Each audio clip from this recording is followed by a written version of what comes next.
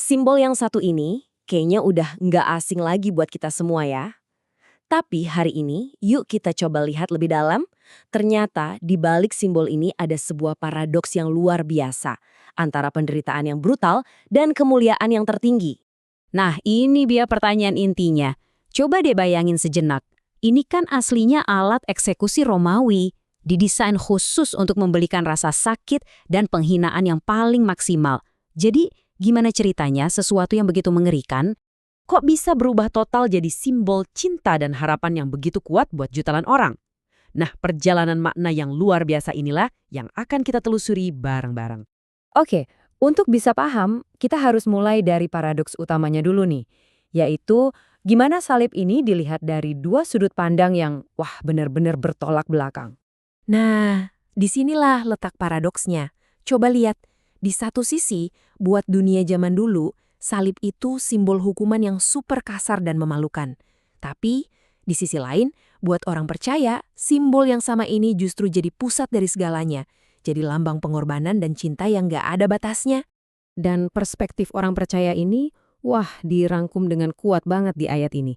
Intinya, salib itu bukan lagi sesuatu yang memalukan buat disembunyiin, tapi sebaliknya justru jadi sesuatu untuk dimegahkan.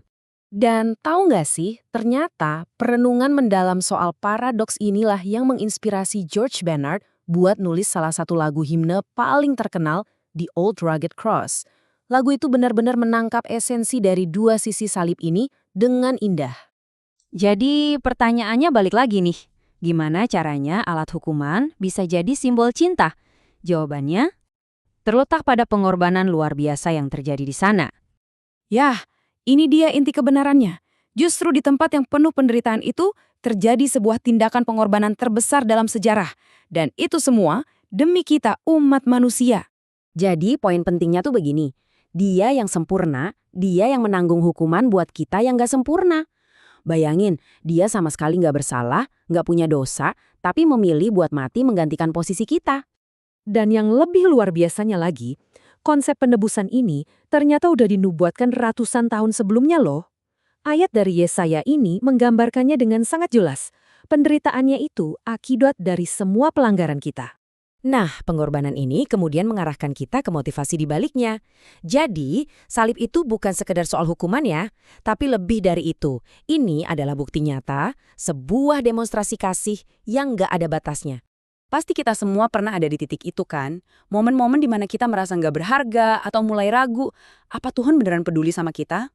Kalau lagi ngerasa gitu, coba deh pandang salib. Itulah jawabannya. Salib itu jadi penegasan abadi kalau kita ini sangat berharga di mata Tuhan. Itu bukti nyata loh, bukan cuma sekedar janji. Oke, setelah kita paham makna teologisnya yang dalam banget, sekarang muncul pertanyaan praktisnya nih. Terus, apa artinya simbol salib ini buat kehidupan kita sehari-hari? Nah, Yesus sendiri yang menjelaskannya. Ternyata salib itu bukan cuma sesuatu untuk dikagumi dari jauh, tapi ini adalah sebuah jalan yang harus kita tempuh, sebuah komitmen setiap hari. Jadi, apa artinya memikul salib secara praktis? Bisa kita bagi jadi 3 nih. Pertama, menyangkal diri, artinya kita menyingkirkan ego kita. Kedua, kita rela berkorban demi kehendak Tuhan. Dan ketiga, ya, kita aktif mengikuti teladan dan ajaran Yesus. Tapi, jangan salah sangka, jalan pengorbanan ini bukan akhir dari cerita loh, justru sebaliknya. Ini adalah jalan yang menuntun kita pada sebuah janji kemuliaan.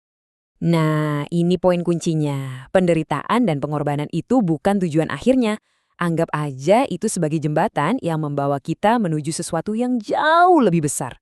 Konsep ini sering disebut sebagai pertukaran ilahi. Keren banget kan?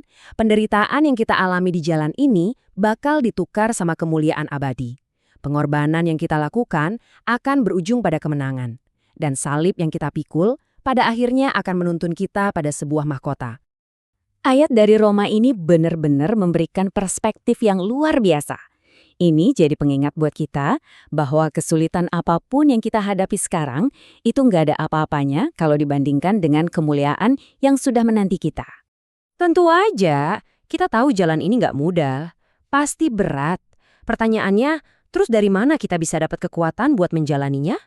Nah, kita bisa belajar nih dari pengalaman si penulis lagu George Bernard. Waktu dia lagi menghadapi kesulitan, dia nggak fokus sama penderitaannya sendiri. Sebaliknya, dia mengalihkan fokusnya pada keindahan kasih Tuhan yang terpancar dari salib. Dan ternyata, disitulah sumber kekuatannya. Jadi, apa rangkuman yang bisa kita bawa pulang dari pembahasan kita kali ini? Pertama, yuk kita selalu ingat pengorbanan Kristus. Kedua, jangan hindari panggilan untuk berkorban, tapi rangkul itu. Ketiga, jadikan ini komitmen harian kita. Dan yang paling penting, mari kita tetap setia sampai akhir. Dan pada akhirnya, semoga kutipan dari lagu itu bisa jadi deklarasi kita semua. Aku akan berpegang pada salib yang tua dan kasar itu.